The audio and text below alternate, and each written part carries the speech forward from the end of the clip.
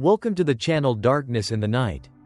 Tonight, we'll listen to a story about an old house hidden in the heart of Saigon. A place heavy with resentment that has never faded away. It was a rainy morning at the end of July. Lynn stood under the awning of a real estate office, watching the drizzle fall on the uneven pavement. She was a Vietnamese expat who had just returned home with her parents, hoping to find a quiet place where they could enjoy their retirement. The agent, a middle-aged man with tanned skin, smiled eagerly. "Miss Lynn, this house is perfect, old-fashioned but solid, and the price is half of what other places around here cost. The previous owner left everything behind. You can move in right away."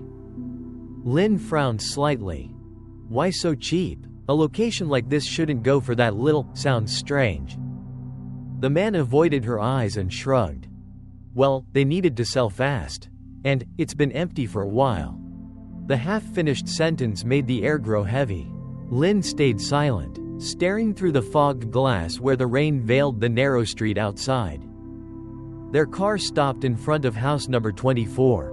Down a small alley, moss covered the cracked walls. The iron gate creaked as it opened. In the yard, a few dead potted plants stood in damp, stale soil. Her father stepped out of the car, glancing around in the drizzle. Looks spacious enough. Old, sure, but a little paint will fix that. Her mother whispered, "It feels cold, strange, somehow." A gust of wind swept through, carrying a chill that seemed to come from underground. Lynn pulled her coat tighter and stepped up the porch. The wooden door groaned open. Inside was dim and dusty, the patterned tiles coated with years of neglect. For a second, she saw something glide past the far window, a thin, dark shadow moving like smoke. She blinked, but there was only the faint, gray light of the rainy morning. "Hello? Is anyone here?" she called out.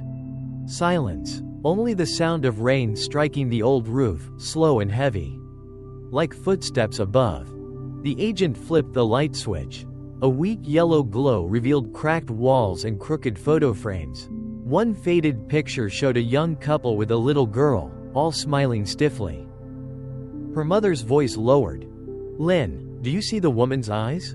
It's like she's looking right at us." Lynn forced a laugh.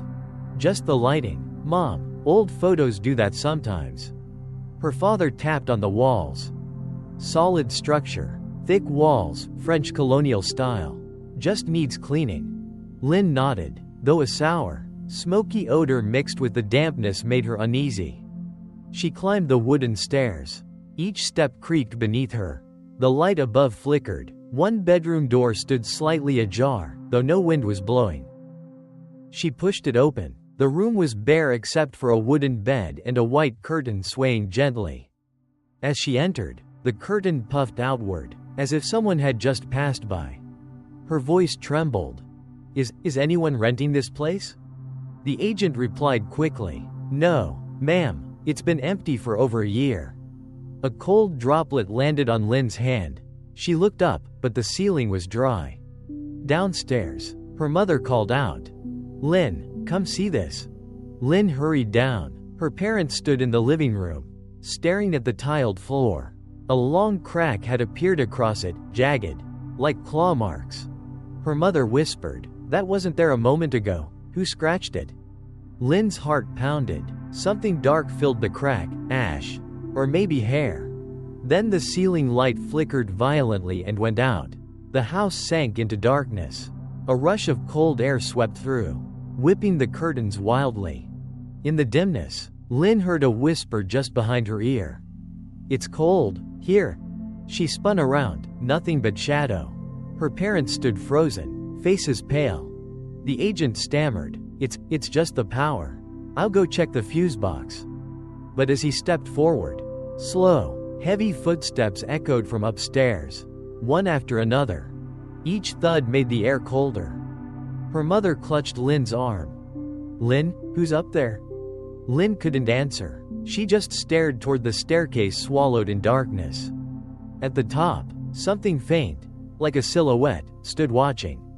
The steps continued, slow and steady. The whole house seemed to breathe out a chilling mist. Lynn raised her phone. shining its weak light toward the stairs. No one there, only the swaying curtain. And on each stair, a trail of wet footprints leading down. The darkness thickened inside the old house. Rain still drummed on the tin roof outside, mingled with distant thunder. Lynn stood on the staircase, her phone trembling in her hand, its weak beam slicing through the gloom above. No one was there, only a chill drifting down like mist. Her father cleared his throat. Probably a leak. The floor's wet, that's all. The agent forced a smile and hurried toward the back. I'll check the fuse box. Please wait here a minute. As soon as he disappeared, a faint crackling echoed through the living room. The bulb flickered, then glowed weakly again. Lynn's mother sat down on a wooden chair, wringing her hands. Sweetheart, this house feels so cold. It doesn't feel like a normal home. The air smells strange, like smoke and something metallic. Lynn swallowed. It's just mold, Mom. No one's lived here for a while. Her father chuckled. Once it's cleaned up, it'll be fine. Houses like this in the States are the same. Strong walls, good size, don't worry about silly things. Lynn nodded, trying to convince herself. Yet ever since stepping inside, her heartbeat hadn't slowed. Each breath carried that faint scent of burnt air. That night, they decided to stay over. The agent promised to return in the morning. Lynn spread a thin mattress in the living room while her parents took the next room. Outside, the rain eased. An unnatural stillness settled in. The old clock ticked, each beat hollow, carving through the silence. Lynn lay on her side, eyes tracing the ceiling. A dim light leaked through the door crack, shadows of the ceiling fan moving slowly. She had just begun to drift off when a sound came from upstairs, a dragging, heavy shuffle. She held her breath. The steps stopped right above her, followed by a faint creak, like a cabinet door opening. Mom, did you hear that? She whispered.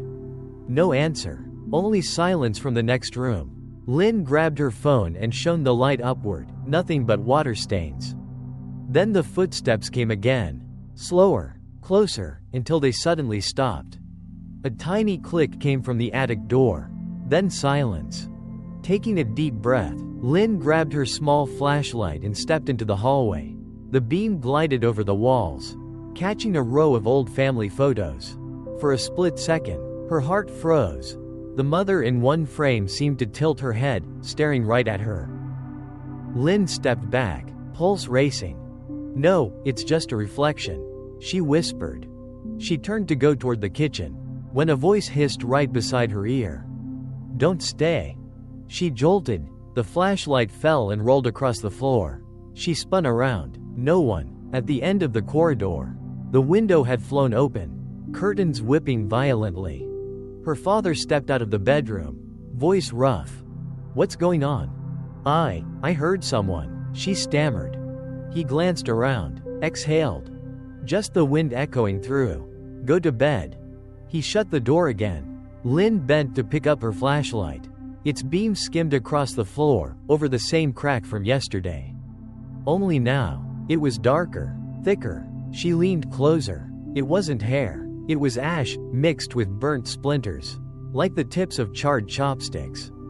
Her hands trembled. The faint smell of something scorched floated through the air. That night, she barely slept. The clock ticked on, steady, until a new sound bled through, a soft whimper. A child crying. Lynn opened her eyes wide. The cry was faint, muffled, distant, then fading. She gripped the blanket tightly, staring toward her parents' room. The door was ajar, a thin line of light cutting across the floor. A small shadow passed through that slit. Then, silence. Morning came with a dull ache behind her eyes. Her parents were already at the table, pale and weary. Her mother whispered, I dreamed of a woman last night. Long hair, white ba. She was holding a child in the yard. She didn't speak, just cried. Her father frowned. It's just a dream. Don't overthink it. Lynn glanced at her mother's trembling hands. She wanted to mention the crying, but kept quiet. While setting the breakfast tray, a scraping sound echoed above, the sound of a chair moving.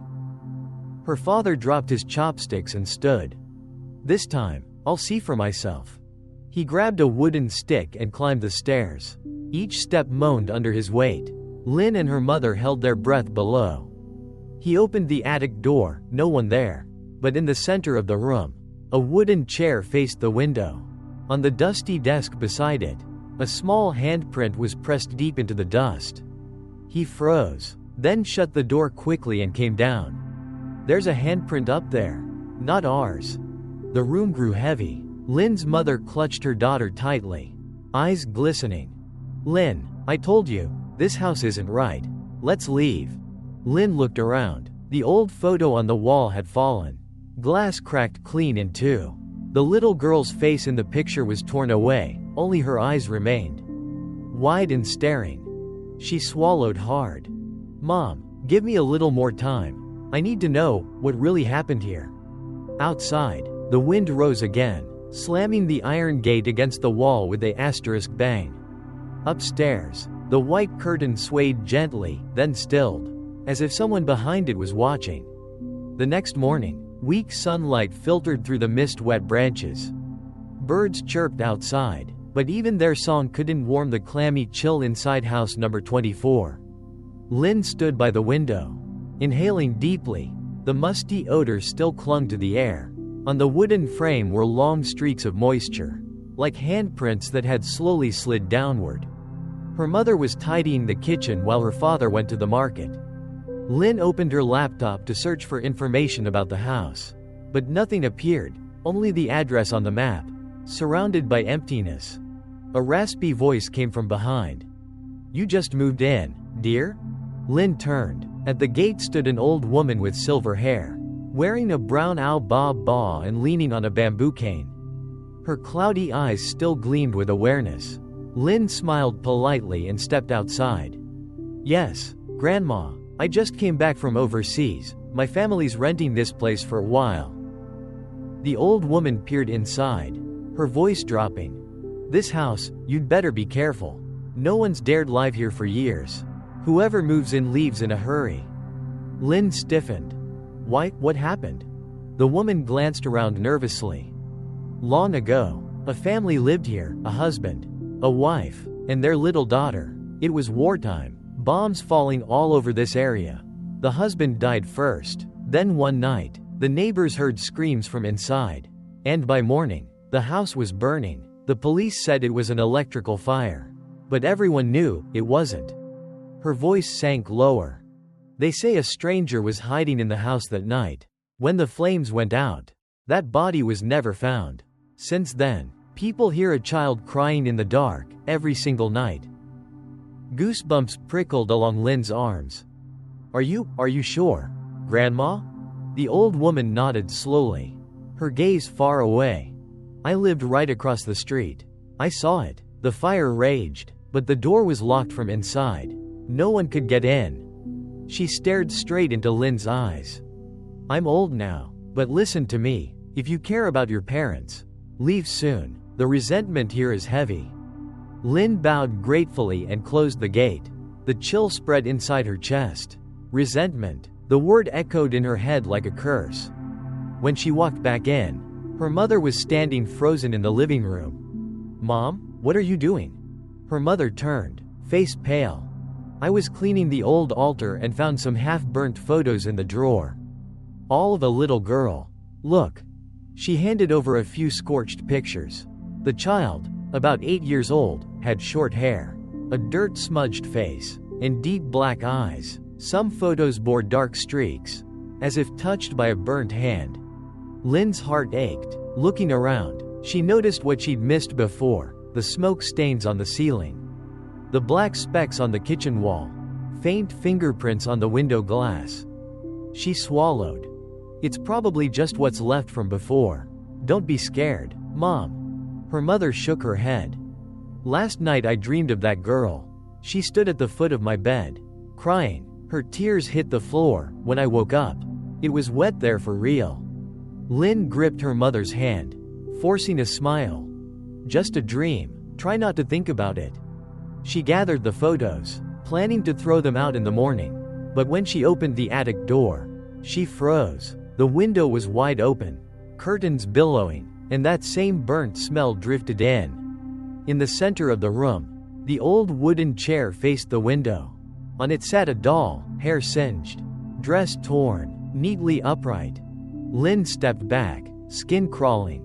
"Mom, did you put a doll up here?" Her mother's voice floated up from downstairs. "What doll? We don't have any dolls." Lynn turned again. The doll's head had tilted slightly, glassy eyes glinting darkly. A sharp clack. The window slammed shut. The room plunged into darkness. She flicked on her phone light. The doll was gone. Only the chair slowly spun, creaking. On the floor, a small trail of ash spread outward, shaped like a child's hand. Her pulse thundered. Suddenly the phone died. In the suffocating dark came a frail, broken whisper. "Mom, don't leave me." Lynn stumbled downstairs, face white. Her father had just returned and shouted, "What now, Lynn?" Upstairs, someone spoke. He grabbed a flashlight, ignoring her mother's trembling protest. "Don't go, it's too scary." But he went. The beam swept across the hall, nothing. 1 minute, 2. Then his voice shouted from above. "Lynn, come look at this." They rushed up. On the dusty desk, words had been scrawled in black ash. "There's still someone here, asterisk." Her father backed away, sweat dripping down his forehead. Lynn stared. Beside the message was a tiny handprint, fresh and wet. Outside, the wind howled, carrying the acrid smell of smoke. The curtain whipped violently, and in the flickering light Lynn saw a small girl's silhouette beyond the window, face shadowed. Eyes sunken, staring straight at her. She screamed. The entire house went dark. Then came the sound again. A child crying, closer this time, filled with grief and fury. The next morning, the Saigon sky was gray and heavy. A fine drizzle veiled the streets. In the kitchen, Lynn sat silently before a cup of cold tea. Her parents said nothing. None of them dared mention what had happened the night before. The clock ticked steadily, each beat carving deeper into the tension. Her father's voice broke the silence. "Lynn, last night, you really saw the girl?" "Yes, Dad," she whispered. She was outside the window, staring in. Her eyes were black, no whites at all. Her mother shivered, clutching her rosary beads. "Can we please move out, Lynn? I can't stand it anymore." Lynn lifted her gaze, voice trembling but firm. "Mom, if we leave, who will free her? If that spirit is trapped here, we can't just walk away." She stood up, determination flickering in her eyes. "I need to find out the truth." Pulling on her raincoat, Lynn stepped out into the drizzle. She walked back to the old neighbor's house, the elderly woman who had told her the story. The door was ajar, the faint scent of incense drifting through. The old woman sat on the porch, eyes half closed, while smoke curled from the altar beside her. "Good morning, Grandma. Do you remember me?" The old woman opened her eyes, speaking slowly.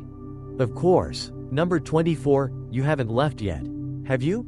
"No, ma'am. I wanted to ask more about the family who used to live there. Their names, and what really happened." The woman sighed, gaze distant. "The names, I barely recall. The wife was Lan. The little girl was Han. People said Lan was wrongfully accused by soldiers and burned herself and her daughter alive to protect her honor. But others believed she was murdered, burned afterward to hide the crime." Lynn froze. "Was anyone left alive?" The old woman nodded faintly. "The husband, fuck, he was a soldier. Came home much later, to nothing. Wife and child gone. He moved away, no one ever saw him again. Just whispers that he lived like a ghost." Her voice cracked, turning hoarse.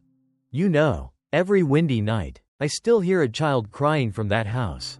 It's been decades, and it's never stopped." Her cloudy eyes met Lynn's. "If you insist on staying, go see Monk Wa at New Tin Temple. He understands spirits. He might help you." Lynn bowed in gratitude, torn between dread and faint hope. As she left the alley, the drizzle thickened into steady rain. By noon, She reached New Tin Temple, a centuries-old sanctuary by the riverbank. The chime of the temple bell echoed softly through the mist. Monk Wa greeted her with a gentle smile. "Amitabha, what brings you here, child?" "Master," Lin began, bowing deeply, "I just moved into an old house in the old quarter. Since then, strange things have happened. I think there's a spirit trapped inside." The monk nodded, pouring her a cup of tea. His calm voice carried warmth. "Every place holds energy. If the energy is filled with grief or anger, souls may linger. Tell me what you've seen." Lin recounted everything: footsteps on the stairs, the crying child, the burned photos, the vanishing doll. The monk listened quietly, eyes closed in contemplation. After a moment, he said softly, "The spirit in that house may not be alone. Something there binds it, a vessel, an object still carrying the essence of death." Her breath caught. "The doll?" He nodded slowly. "Perhaps. Objects tied to the dead can anchor their souls if not properly released. You must stay calm." He disappeared into another room and returned with a small cloth pouch. "Inside is a charm of protection. Hang it above your front door. Tonight, don't turn off all the lights. And if you hear your name whispered, don't answer." Lin accepted it with trembling hands. "Thank you, Master." The monk gazed toward the river, his tone somber. "I've heard of that house before.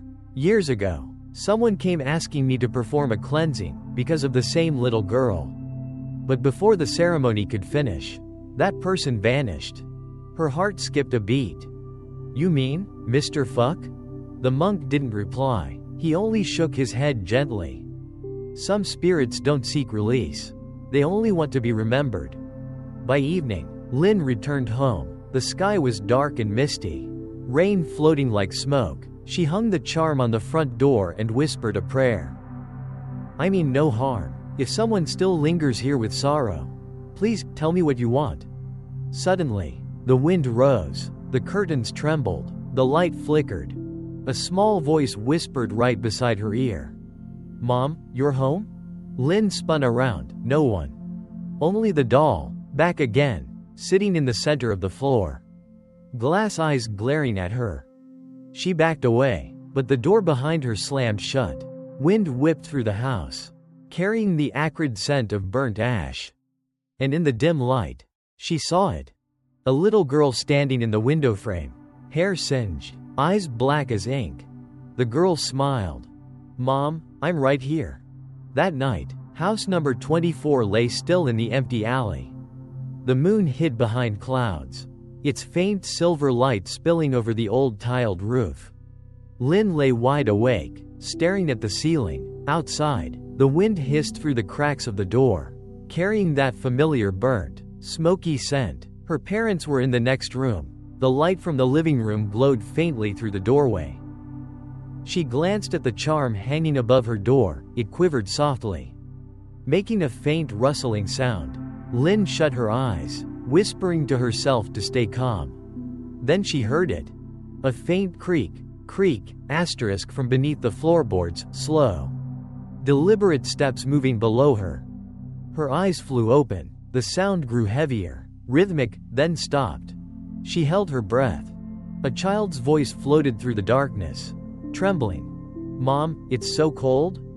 Lin bolted upright, heart hammering. "Who's there?" she gasped. No answer, only the wind brushing past the window, making the curtains sway. She climbed off the bed, gripping her phone flashlight. The weak beam swept across the floor, between the cracks of the wooden planks.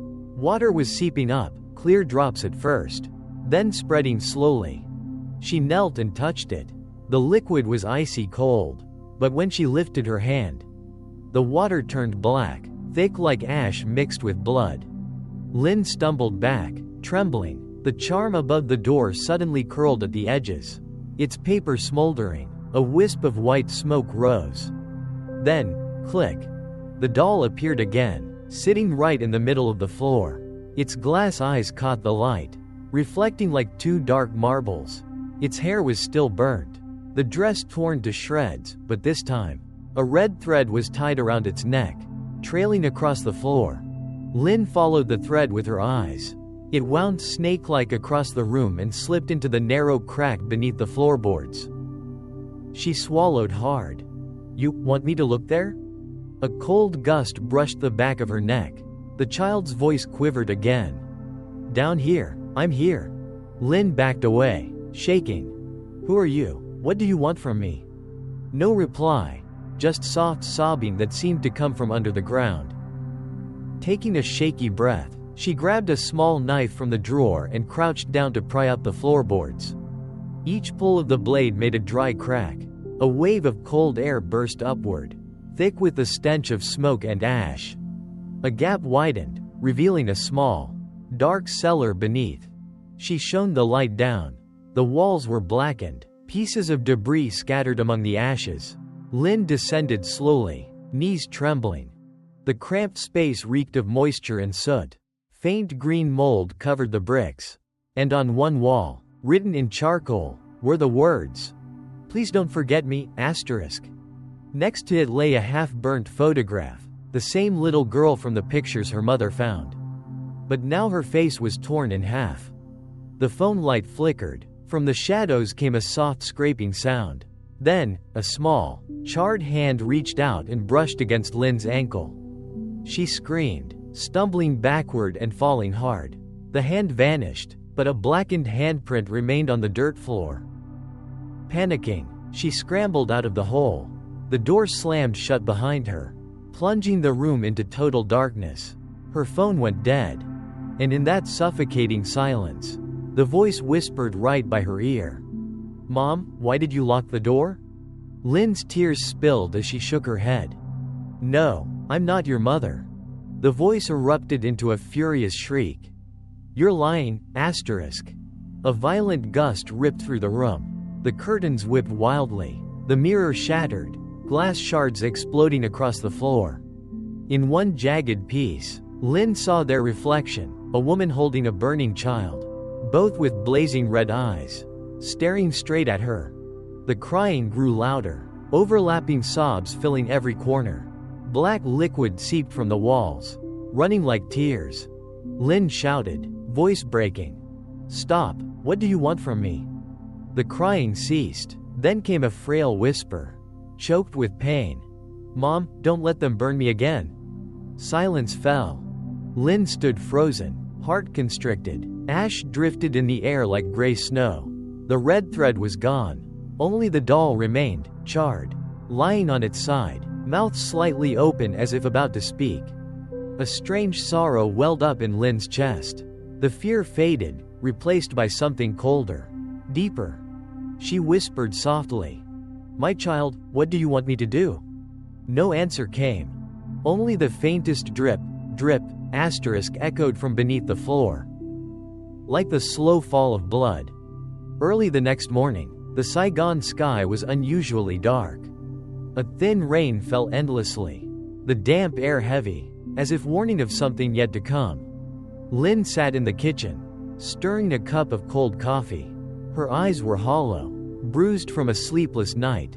Her parents stayed silent, each lost in uneasy thoughts. The house was filled with the sound of rain and nothing else. Finally, Lynn spoke quietly, almost to herself. "I have to go back down to the cellar." Her mother gasped, gripping her hand. "Are you insane? You nearly fainted down there last night." "I can't ignore it, Mom. That little girl, she doesn't want to hurt us. She's afraid. She just wants someone to know what happened to her." Her father looked at her, worry etched across his face. But he didn't stop her. "Be careful. If anything happens, shout, and I'll come down." Lynn nodded, taking a deep breath. She grabbed a flashlight and a small knife, then walked upstairs to where the hatch to the cellar still gaped open. The air below was icy and thick with mold. The smell of burnt ash lingered. Lynn slowly swept the light around, every step echoing in the tight space. In the darkest corner, she saw a small wooden box, scorched and half buried under soot. Kneeling down, she brushed the ashes away with trembling hands. Inside was a warped silver bracelet, blackened on one side, and a folded scrap of paper. stained with charcoal and ash. Her fingers shook as she unfolded it. The handwriting was jagged, uneven, but still legible. Greater than, if anyone still remembers her. Please tell her. Greater than I didn't abandon her. I never wanted to burn. Greater than they locked us inside, then set the fire. Greater than if there's another life. I'll find her again. I won't leave. Greater than. Greater than, Lan. Lynn clutched the letter, tears welling. She lifted her head, sensing a presence behind her. The flashlight beam quivered, and through the haze of ash, a figure appeared. A woman in a white *ow dye, hair hanging long and scorched at the ends, face blackened and cracked like burnt paper, holding something small in her arms. Lynn froze, barely breathing. The figure looked at her and whispered, "Give it back to my child." The woman pointed to the bracelet in the box. Lynn's voice trembled.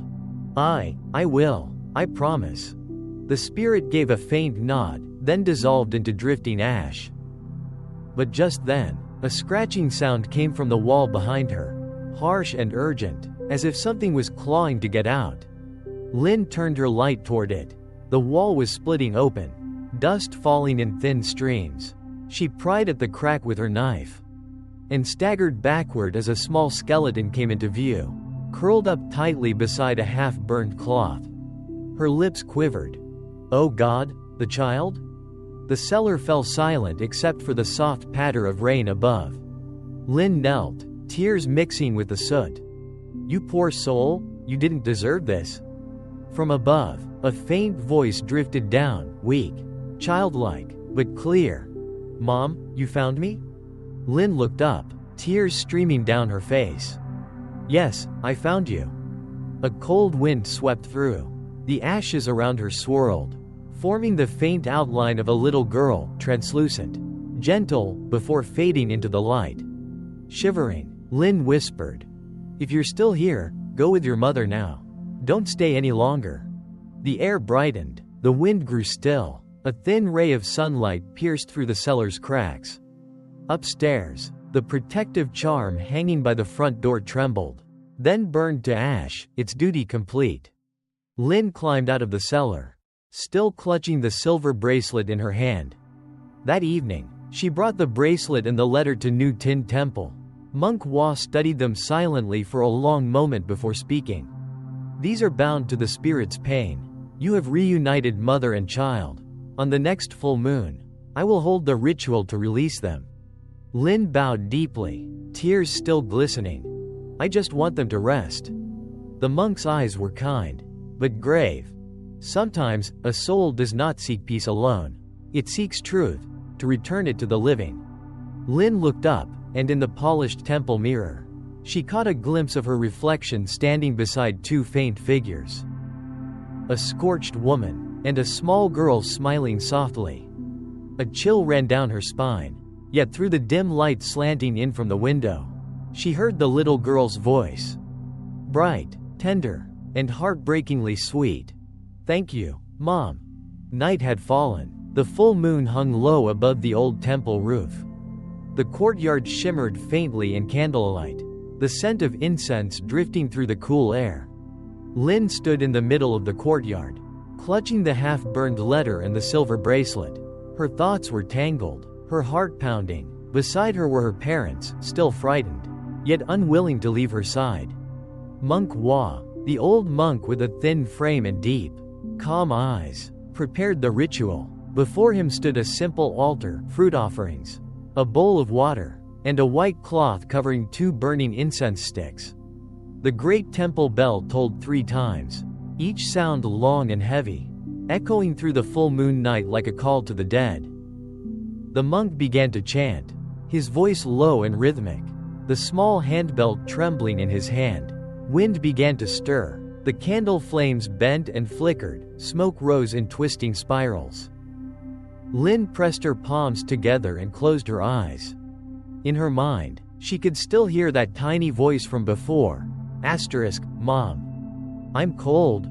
After a long moment, Monk Wa opened his eyes, his tone deep and steady. O spirit of grievance bound to house number 24. If you still linger in suffering, show yourself, so that I may help you find release." The air dropped in temperature instantly. The oil lamp in the corner sputtered out. Lynn opened her eyes and saw a white mist gathering before the altar. Slowly, it took shape. A woman appeared, her hair singed, her **die** torn and blackened, holding a small child in her arms. The courtyard froze. Lynn's parents stood paralyzed with fear. Monk Wa spoke gently. "I know your pain. Today, your descendant has found you. Let go now, and be free." The woman trembled. Her voice was rough and hollow, rising from deep within her throat. "They burned us. It wasn't an accident. They locked the door and laughed before they lit the fire." The wind howled violently. The candles flared up, then died all at once. Lynn staggered backward, heart racing. Who did it?" The woman didn't answer. She raised her hand and pointed directly at Lynn. "Someone from your bloodline." The words froze the air. Everyone stood speechless. Lynn's father's face drained of color. His voice trembled. "From our family?" The woman's ghostly head tilted slightly. Her voice scraped like wind against stone. "Yes, your grandfather was the owner of that house." Before the sentence ended, the white cloth on the altar burst into blue flame. The fire roared upward, knocking over the water bowl. Monk Wa struck the bell sharply and chanted louder, his voice cutting through the chaos. "Amitabha, vengeful spirit, let go, do not create more suffering." But the fire didn't die. It spiraled upward, crawling toward the Buddha's statue before suddenly vanishing, leaving a long, black scorch mark on the wall. Lynn stood frozen. Her parents turned toward each other, terrified. "Dad, what does she mean?" Lynn's voice quivered. Her father was silent for a long time. Finally, he spoke, voice heavy with regret. "That house used to belong to our family. Your grandfather lived there during the war, but he sold it quickly after a fire killed someone. He never told us why." Monk Wa sighed deeply. "Karma has returned. Lynn, that house did not choose you by chance." Lynn's hands trembled. "You mean, the house called me back?" He nodded. "When spirits are bound by vengeance, they seek blood ties to reveal what was hidden. They want the truth remembered." "Then what do they want me to do?" The monk's expression grew grave. "They want you to return to that house, to open the old cellar again and uncover the real evidence. Only when justice is restored can the curse be lifted." The woman's figure began to fade, the child's faint voice drifting through the wind. "Don't be afraid, come home. I'll be waiting." The wind fell still. The temple bell rang one last, lingering note. Monk Wa murmured quietly, "The ritual isn't complete. Tonight, the spirits rest only for a while. If you ignore their plea, neither the house nor your soul will find peace." Lynn stood beneath the blood-red full moon, its light glinting off the silver bracelet in her hand like the edge of a blade. She finally understood. There was no escaping this. She would return to that house. Not to beg for peace this time, but to dig up the truth buried beneath the ashes. That night, black clouds smothered the sky. The full moon was veiled behind them, its pale light barely slipping through the branches of the withered trees. The road leading to the old house was silent. The whole neighborhood seemed asleep, save for the distant barking of a dog. Lynn stopped her motorbike in front of the rusted gate. Her heart was heavy, her hands cold. When she pushed the gate open, it creaked like a soft, painful moan in the night. The house stood as before, dark, lifeless, and damp, its old walls exhaling the smell of mold and ash. She turned on her flashlight and stepped inside. Her footsteps echoed across the cold tiled floor. The silence was suffocating, broken only by the steady ticking of an old wall clock. On the altar in the living room, the candles had long burned out, but something caught her eye. A faded photograph lay centered in a film of dust. The frame cracked along the edge. She crouched down, shining her light closer. In the picture stood a young soldier, her grandfather, beside a woman with long hair dressed in white. Behind them was the very same house. Its walls still new, untouched by fire. Her fingers trembled as she brushed the glass. In the corner of the photo, faint handwriting read, *24 1968. A chill ran down her spine. That was the year of the war, and the year of the fire. A soft click sounded behind her. She turned sharply. The cellar door had opened, on its own. Cold air seeped out, heavy with the acrid smell of smoke. From below came a whisper, faint yet clear. "Come, Lynn." Clutching the flashlight tighter, she descended the stairs.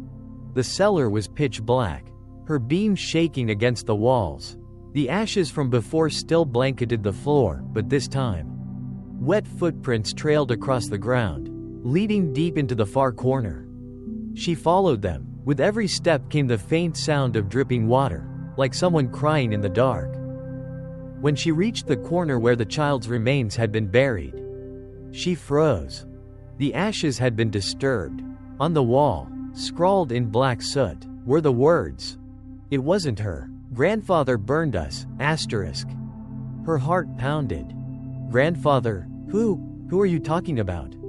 Before she could take another breath, her flashlight flickered and died. The darkness closed in, thick, suffocating. She could hear only her ragged breathing. Then, a hoarse male voice whispered right beside her ear. "Stop digging. The past is gone." Lynn screamed, fumbling to relight the flashlight.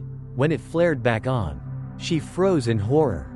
Before her stood the figure of a man in a scorched military uniform. His face blackened, eyes hollow and burning. "You carry my blood," he rasped. "Why do you disturb my peace?" Who are you?" Lynn stammered, trembling. "I'm the one who kept this secret." The figure growled. "That woman, she was a traitor. I only meant to teach her a lesson. I didn't know the fire would take her child too." Lynn's knees buckled. "Oh God, Grandpa, it's you." His voice turned sharp, commanding. "Now that you know, stay silent. Don't drag this family name through the dirt." She shook her head violently, tears streaming down her face. "No, they died unjustly. You murdered them." The ashes stirred into a storm, spinning through the air. The old man roared. "I did it for honor. For the Hoang family's name. You know nothing of war." Lynn shouted back, voice breaking with rage and grief. "What honor is there in killing a mother and her child?" The ashes exploded upward, taking shape. Two white figures materialized, the woman and her little girl. The woman's voice trembled, yet calm. "I forgive you, but your bloodline will never know peace until the truth is spoken." A sharp cracking sound rang out. The back wall split open, revealing a small metal chest hidden behind the bricks. The old man's apparition vanished. Lynn staggered forward, pried open the chest. Inside were an old property deed and a handwritten confession, signed *Hoang Van Duck. The letter revealed everything. The grandfather had set the house on fire to kill a woman named Lan, accusing her of hiding gold and betraying him during the war.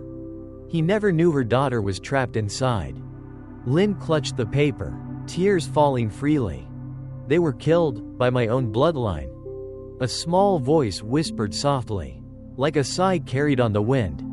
"Now, you know, Mom."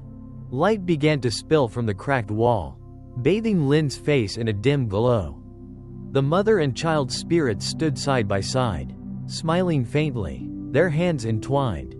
"Thank you for remembering us." Then they dissolved into mist, leaving only the faint scent of incense. Lynn climbed out of the cellar. Dawn was breaking, the sky pale and quiet. A soft breeze brushed across the roof tiles. She looked back at the old house and exhaled. "It ends here." Later, she brought all the documents and the confession letter to Monk Hua. He nodded slowly, speaking in a calm, measured tone. "You did the right thing. Only when the truth is spoken can resentment fade. But that house, it no longer belongs to the living." Lynn lowered her gaze and whispered, "I understand, Master." That afternoon, rain drizzled endlessly over Saigon. Lynn stood in the courtyard of the old house, watching the thin streams of water slide down the cracked, mossy roof tiles. The house was eerily quiet now, no footsteps, no whispers, no lingering scent of smoke. She spent the day cleaning up, packing the last of her family's things, preparing to move out the next morning. Her parents had already checked into a nearby hotel, leaving her alone to say goodbye one last time. Night fell quickly, the rain stopped, and a cold wind drifted in. Lynn lit a small candle on the altar, placing beside it the silver bracelet and the charred letter, the only remnants of the mother and child who once lived here. "It's over now," she whispered. "Rest in peace." Her chest felt light for the first time in days. But as she turned away, a soft lullaby floated through the stillness of the house. Greater than, "Aoi, the wind rocks the bamboo branch." The voice was clear, childlike, echoing gently in the quiet night. Lynn froze, her heartbeat quickened. "Who's there?" No answer. She grabbed her flashlight and followed the sound down the hallway. The beam slid across the peeling walls and stopped at the small door at the end, the old storage room. The door was ajar, though she clearly remembered locking it. A faint breath of cold air brushed against her face as she stepped inside. The room was dark, damp, and heavy with the faint scent of incense. On the dusty floor were tiny footprints made of white ash, leading to a corner where an old wooden chair stood. Her light caught something sitting on it. A burned doll, hair unevenly cut, face cracked, glassy black eyes staring straight at the door. And from that doll came the lullaby again, soft and trembling. Greater than, "Aoi. Mom has gone to the market far away." Lynn's throat tightened, tears welled up. "Is that you, little one? Haven't you gone yet?" The singing stopped, then a small voice whispered, light as the wind, "I have gone, but you forgot something." "What is it, sweetheart?" "The picture of me and Mama, it's still in the wall, don't let it disappear." Lynn looked around, trembling. Her flashlight swept across the wall until it caught a small crack near the window. She knelt down, gently scraped away the layer of plaster with her knife. A half-burned photograph fell out.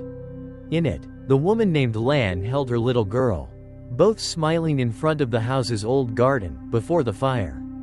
Before everything. Lynn ran her fingers over the soot-stained image and whispered, "I'll keep it safe, as a memory. You can rest now." A warm breeze passed through the room. The candle on the altar flared brightly, its flame twisting upward before settling again. The air filled with a faint, sweet fragrance. The little girl's voice drifted one last time, softer, fading away. "Goodbye, Mama." Lynn smiled through her tears, the last one slipping down her cheek. She placed the photo beside the bracelet and lit another stick of incense. Outside, dawn began to break. The sound of birdsong mingled with the morning breeze, gentle and pure, as if the house itself had finally exhaled after years of holding its breath. Lynn locked the door and turned away. Behind her, the candlelight flickered once, then went out, leaving only a dim glow through the window. For a moment, a small shadow appeared on the wall, a child's figure waving goodbye. And then it vanished. The next morning, when the real estate agent arrived, he paused at the gate, surprised. "The house feels different today," he said. "Last time I came, the air was cold, gave me chills. Now it feels calm." Lynn smiled softly. "That's because the ones who lived here," she said, "have finally gone home." 2 weeks after Lynn moved out, house number 24 was put up for sale. The price was shockingly low. The buyers were a young couple, Hung and Thao, both working in Saigon and eager to find a home of their own. "Look, honey," Hung said, showing her the listing. "Big house, near the city center, and half the price of others." Thao frowned slightly. "It's asterisk too cheap, are you sure it's okay? I heard this place was abandoned for years." "Just rumors." He waved it off. "Once we fix it up, it'll be perfect." They signed the papers and moved in over the weekend. That afternoon, sunlight streamed through the dusty windows. illuminating floating specks in the warm air. While unpacking, Thao smiled. Didn't expect the house to feel this airy. I thought it'd be gloomy. Hung laughed as he dragged in a suitcase. Give it a few days, it'll feel like home. By nightfall, everything was mostly settled. They had dinner, watched a movie, and went to bed. Their first night seemed peaceful, until Thao woke up around 2 a.m. She blinked in the dark, hearing faint clicking sounds. It was like someone walking slowly down the hallway. Hung, do you hear that? She whispered. No answer. He was fast asleep, breathing steadily. Heart pounding, she climbed out of bed and cracked open the door. The corridor was pitch black except for a sliver of moonlight spilling through the window. The sound continued, soft, uneven, moving closer. She turned on her phone's flashlight. The beam caught something wet, dark streaks running down the wall from the ceiling to the floor. Thao stepped back. A faint burnt smell hung in the air. Strange, is someone burning trash outside? She turned to wake her husband, but froze. At the end of the hallway, a little girl with long hair and a white dress glided past. Thao gasped and screamed softly, flipping the lights on. Hung jolted awake. What happened? There was a child in the house. She ran down the hall. He frowned, scanning the room. Nothing. Maybe you imagined it. Light's been flickering all night. Thao bit her lip, saying nothing. She didn't sleep again. The next morning, Hung left early for work. Thao stayed behind to clean. While wiping the old altar in the living room, she found something wedged under one of its legs, a half-burned photograph. She pulled it free and dusted it off. It showed a woman holding a small child, both faces blurred, the background unmistakably this very house. In the corner were the faded words, Lan and daughter. 1968. A shiver crawled up her spine. Why does it look scorched? She placed it back on the table, but when she turned away, the picture slipped to the floor, face down. On the back, written faintly in what looked like charcoal, were the words, "Don't let this house burn again, *." Her skin went cold. She dropped the photo onto the table. What the hell is this? By noon, Hung returned to find his wife pale and shaking. What's wrong? I swear, I saw a child. And this old photo, look at it. He glanced at it and chuckled. Probably just something left behind by the old owners. You scared too easily. He tossed the photo into the trash bin behind the house. But that night, when he stepped out into the yard for a smoke, he heard a faint crackle. Turning around, he saw the same photograph lying on the steps, edges glowing. Smoke curling up as if it had just caught fire. He dropped his cigarette, face draining of color. As he bent to pick it up, a soft giggle floated from inside the house. Greater than, hee, don't burn it again. The photo burst into bright blue flames before his eyes, then vanished into ash. The next morning, he told Thao, "We're leaving. Something's not right with this house." She nodded quickly, voice trembling. "I knew it. You didn't believe me before. Last night, I saw her again, the little girl. She was standing by the window, smiling, but her eyes were all black." They fell silent. Outside, the wind began to rise, slamming the doors against the walls with heavy, echoing bangs. On the old altar, the silver bracelet rattled softly, clinking against the edge of the table, its cold sound cutting through the air. And in the midst of the gusting wind, a faint, fragile voice whispered, "Greater than, whoever stays in this house, must know the truth." After that night, Hung decided to take a few days off work to stay home with his wife. He said quietly, "All right, we'll figure out what's really going on in this house. Otherwise, even if we move, we'll never have peace."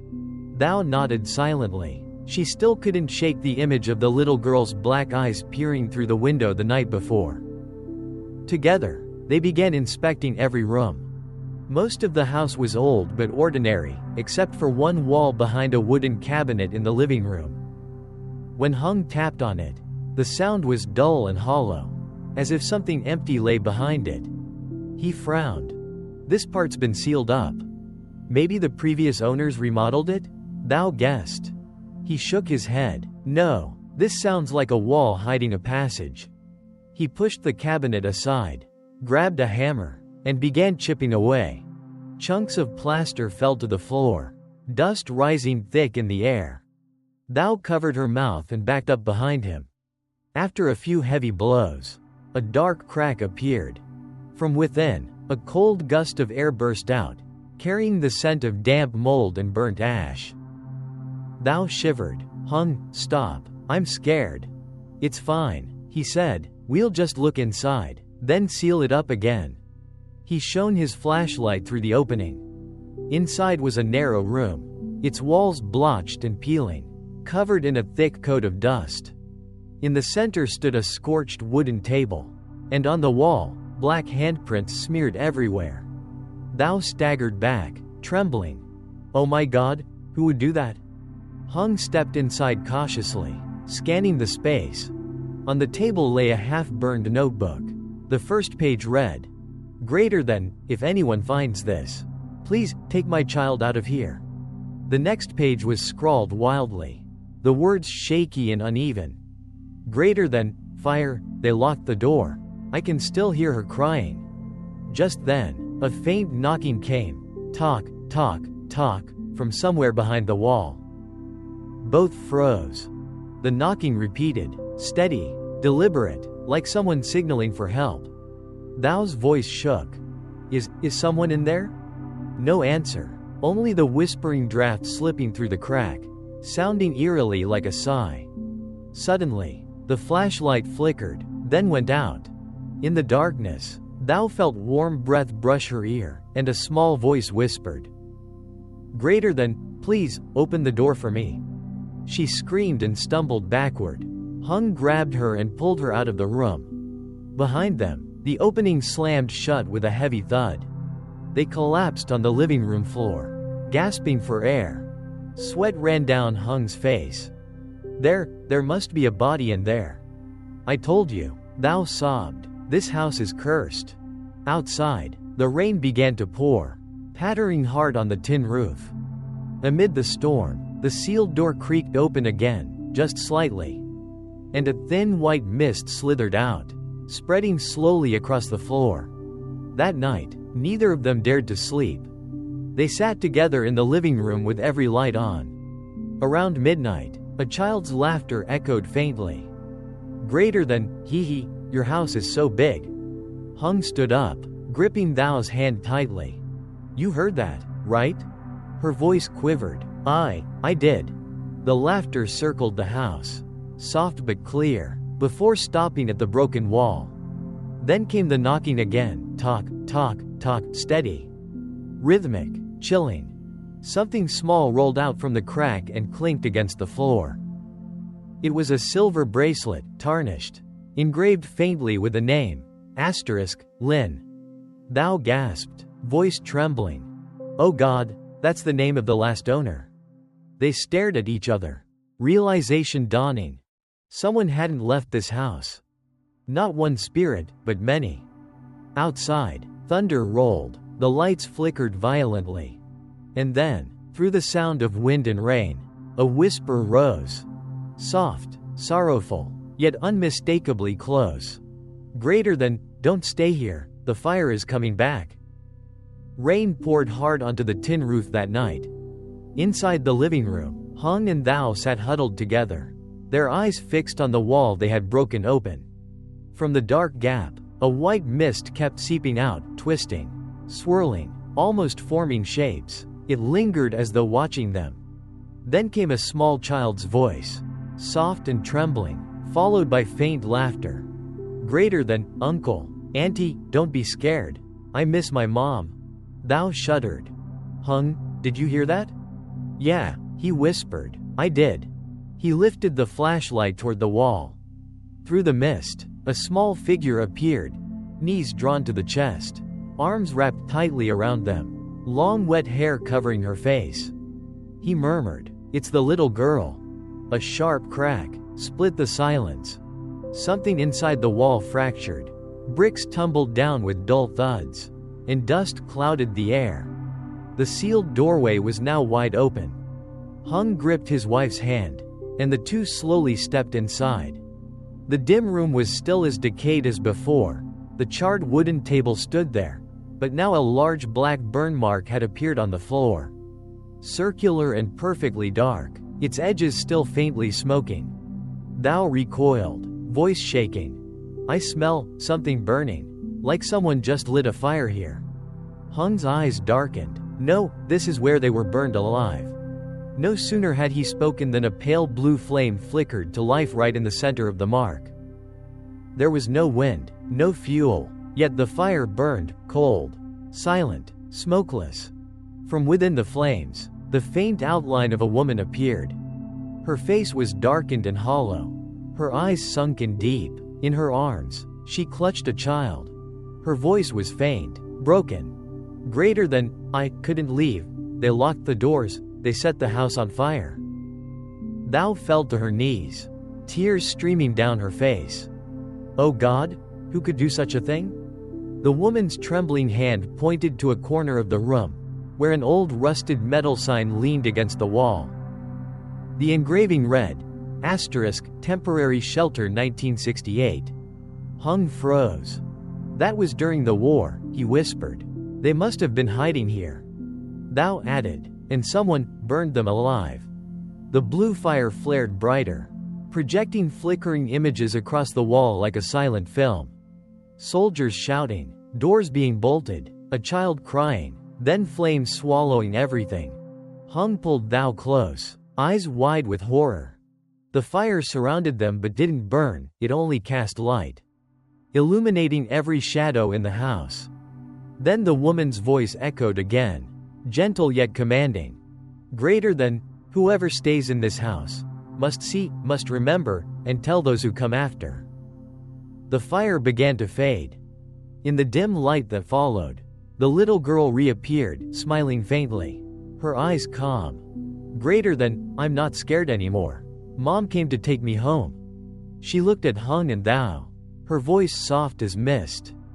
Greater than, thank you, please don't let anyone stay here again. Then, slowly, the mother and child dissolved into thin air, leaving behind a faint scent of smoke mixed with jasmine. The entire house fell silent. Only the sound of rain remained, gentle, steady, like distant weeping. Hung took Thou's hand. Let's go, love. She nodded. Yes, let's not come back. At dawn, they left the house, setting the keys quietly on the table. The silver bracelet engraved with Lin, still lay there, catching a weak glimmer of morning light, like a farewell. Outside the gate, the old real estate agent walked by. He glanced through the doorway and sighed. So, another family moved out, huh? Strange place, every tenant leaves after something happens. He looked up at the rusty iron plate on the gate, no. 24 and turned away silently. A final breeze slipped through, nudging the door open just a crack. From inside, a child's whisper floated out, soft and distant. Greater than, you're back, Mommy? 3 months after leaving Vietnam, Lin still couldn't sleep in peace. Every night, she dreamed of house number 24. In her dreams, she stood outside the gate. The lights inside glowed softly, and a child's voice called out. Greater than, Auntie, don't go. Lin woke up drenched in sweat. Her husband turned to her. You dreamed about it again? Yes, she whispered. That house, it feels like it's calling me back. At first, she tried to forget, but the more she tried, the clearer the dreams became. Each time she closed her eyes, she heard the creak of doors, the faint laugh of someone hiding in the dark. One morning, she finally said, I had to go back to Saigon. I need to return to that house. Her husband was startled. Are you crazy, Lin? That place haunted you once already. I can't take it anymore, she said, her voice trembling. It's like someone's waiting for me to say something I never did. A few days later, Lin boarded a flight alone. When she landed, She rented a car and drove straight to her old neighborhood. Saigon was gloomy that day, the sky heavy with gray clouds. The air cool and damp. The sun hid behind a thick haze, turning the streets the color of old dust. House number 24 was still there. The gate was locked, coated in grime. The asterisk, "For sale," asterisk sign was yellowed and peeling. Tall grass covered the yard, and vines tangled across the fence. Lynn stood silently for a long time before pushing open the gate. The iron door groaned, a sound that almost resembled a sigh. She stepped inside. The air was thick and cold. The living room was exactly as she remembered, dust-covered chairs, a crooked picture on the wall, and the silver bracelet she had once left behind resting on the table, glinting faintly. Her fingers trembled as she touched it. "I'm back," she whispered. A gust of wind swept through, blowing the windows wide open. From somewhere far away came a faint call. Greater than, "Lynn." She spun around. No one there. Only the curtain swayed gently, then stilled. She walked slowly down the hallway. The wall that once bore dark stains had been patched over, yet its color was uneven, shadowed. When her fingertips brushed it, a chill raced down her spine. Suddenly, a small voice spoke behind her. "Greater than, Auntie, where's my mom?" Lynn turned sharply. There, standing in the dim light, was a little girl in a white dress, long black hair falling over her shoulders. Her eyes were deep and dark, not frightening this time, but filled with endless sadness. Lynn's voice broke. Who are you?" "My name is Lan Kai," the girl said softly. "Mom told me to wait for you." Lynn took a trembling step closer, tears forming in her eyes. "Your mom? Is she the woman from the photo?" The child nodded. "Yes, they burned her, but she can't leave yet." She lifted a small hand and pointed toward the wall that had once been sealed shut. "My mom is there, please help her." Lynn's throat tightened. She nodded slowly. "All right, sweetheart, I'll help." The girl smiled, a faint, fragile smile, before her figure faded into a soft, pale glow. The air filled with the faint scent of smoke and jasmine. Lynn stood still, heart heavy. She knew now, this journey wasn't just about facing the past. It was about repaying the debt of suffering bound to this house. Outside, a light rain began to fall. On the old altar, the oil lamp flickered to life on its own, its flame steady and unmoving, as if greeting her. Lynn bowed her head and whispered, "I promise, I'll bring your mother to peace." The wind rose again, soft, gentle, yet long, like a deep sigh of relief. The next morning, Lynn went to Tin Go Pagoda, a few kilometers from the old district. It was a small temple, its roof moss-covered, the air thick with incense smoke. She knelt before the Buddha statue and told the entire story to the abbot, a thin, gentle-eyed monk whose gaze seemed to reach beyond this world.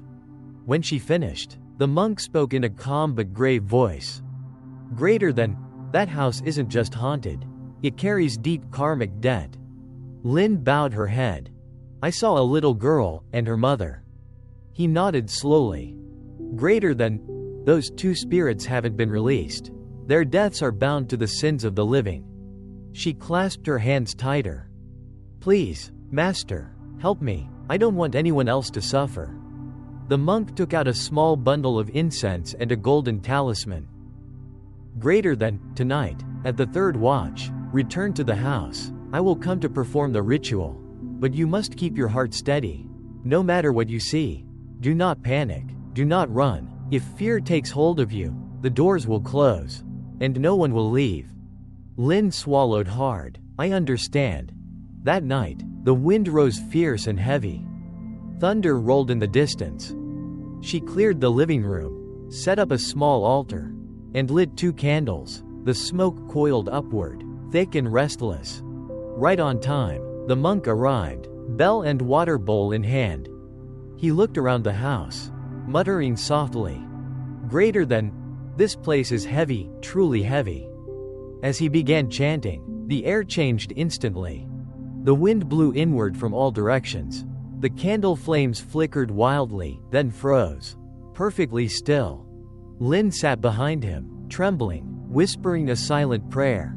Greater than, please, let these souls find peace. Then came a faint sound, a child's sob. Lin opened her eyes. The little girl had appeared again, sitting at the edge of the altar, clutching her half-burned doll. Greater than, Auntie, where's my mom? Greater than, don't be afraid. Lin whispered, you'll see her soon. The monk paused, his voice lowering. Greater than, the mother spirit is here. A sudden gust swept through the room, blowing out the candles. Only moonlight remained, pale and cold. Through the rising incense smoke, a woman's form emerged, charred, fragile, cradling a child in her arms. Her voice trembled. Greater than, thank you for coming back. Greater than, I only wanted to help you and your child move on. Lin said softly. The woman shook her head, tears glistening in her hollow eyes. Greater than, it's not just us, there are others beneath the floor. Lin froze. Beneath the floor? The monk's eyes closed as he chanted louder. The water in his bowl began to bubble, then splashed violently onto the ground. Suddenly, cries filled the room, dozens of them, children, women, old men, wailing in pain. From beneath the floorboards came scratching, pounding, thudding, like 100 hands beating from inside the earth. The monk raised his voice, clear and commanding. Greater than, restless souls, let your anger go to the wind, to the rain, leave the living in peace. The wailing rose, then faded into silence. Thick white smoke poured upward, swirling like a vortex that reached the ceiling. Through the haze, Lin saw dozens of shadowy figures, women, children, the elderly, all bowing their heads quietly. The woman holding her child smiled faintly. Greater than, at last, they can see the light. Greater than, Lin whispered, go now, be at peace. The light dimmed, the smoke dissolved. The house fell still. Only the soft scent of incense and the distant echo of the monk's bell remained. He exhaled slowly. Greater than, the ritual is complete, but one spirit has not yet departed. Greater than, who? Lin asked. Greater than, the one bearing the heaviest karma. That spirit is waiting for you. Her heart pounded. Me? The monk nodded gently, sorrow in his eyes. Greater than, you are bound to that house, not merely as its owner. You owe a debt to a soul there, from another life. Lin went still. A breeze swept through the open door. The curtain lifted and brushed her shoulder, cold as a hand from the grave. And in that fleeting moment, she heard a whisper right beside her ear. Greater than, Lin, you promised, don't leave us again? On the final night inside the house, Lin sat before the temporary altar. The candle flame flickered softly, and the incense smoke curled upward, forming hazy shapes that drifted along the ceiling. Beside her, the old monk sat cross-legged, gently ringing the small bronze bell as he chanted. Greater than, are you ready? He asked. Greater than, yes, I'm ready, Lin replied. The air felt heavier than ever. Then, a sigh echoed faintly from the hallway. Greater than, Lin, my child. Lin turned sharply. Out of the shadows stepped a tall man, his face dark. Eyes bloodshot, expression weary and sorrowful. He was the one tied to her karma, the last restless soul from 1968. The only victim who had not yet moved on. Greater than, why have you come back? He asked, his voice trembling with both anger and longing. Greater than, I came to help everyone find peace, Lin whispered, her voice shaking. The man stepped closer, his figure flickering in the dim light. Greater than, all these years, everyone ran away. But you returned. The candle flame wavered violently, casting his shadow long across the wall. Greater than, listen to me, everything that happened here, it was the fault of war, and the greed of men. Thunder rolled outside, wind howling through the old windows. But Lin didn't move. Her resolve was firm. She placed the photo of Lan Kai and her mother on the altar. Greater than, I promised I'd help them find peace, and free every soul bound to this place. The man bowed his head, hands trembling. Greater than, you truly mean to save us all? The monk began chanting louder. The incense smoke spiraled, forming a glowing ring that encircled them. The man's form slowly faded into it, and his final words came like a breath carried by wind. Greater than, thank you, now. We can finally go. Then, the figures of the woman and child appeared one last time, hand in hand, smiling faintly. Greater than, thank you. Auntie Lin, the little girl whispered. Greater than, we're going home now. The candle burned brighter, the smoke lifted, and at last, the house fell silent. But this time, it was the silence of peace. Lin wiped the sweat from her forehead and breathed deeply. Greater than, it's finally over. The next morning, she left house number 24 once more. The breeze swept gently through the yard, soft and kind, like unseen hands waving goodbye as the spirits departed toward serenity. As she walked away, the old real estate agent passing by glanced through the gate. Greater than, strange, he murmured. House number 24 feels peaceful again. Did someone just move in? Lin didn't answer. She simply smiled, her heart light for the first time. The old house, once filled with shadows, now stood quiet beneath the Saigon sun. No more whispers, no more fear, only warmth and stillness. And so, the story of the cursed house comes to an end. The lost souls have finally found peace, and the house now rests silently under the Saigon sunlight. But who knows what other secrets may still linger in the dark, waiting for the brave to return. If you've followed the story this far, don't forget to like, subscribe, and turn on notifications for bong toi trong dem, so you won't miss the next chilling tale that awaits in the shadows. Thank you for listening, and until we meet again, good night. But remember, tonight, there might still be a little darkness near you. Disclaimer. This story is a work of fiction, created purely for entertainment and to deliver a haunting experience to the audience. We do not promote superstition, nor do we encourage any dangerous actions depicted within. Any resemblance to real people, locations, or events is purely coincidental. Thank you for supporting Bong Toi Trong Dem.